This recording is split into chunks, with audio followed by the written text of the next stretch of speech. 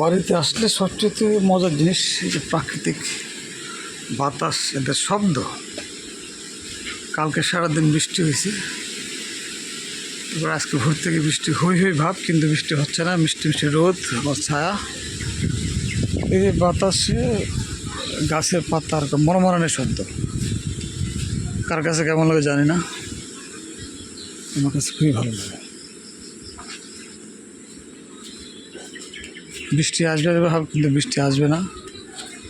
মোটামুটি নিশ্চিত আজকে আকাশ মেঘলা মেঘলা ঢং ঢং খেলবে, বৃষ্টি হবে না।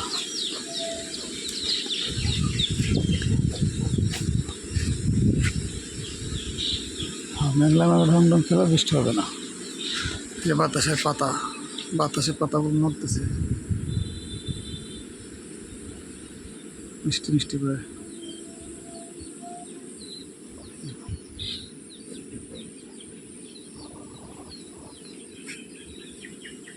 সুপারি গাছের পাতা দুলতেছে,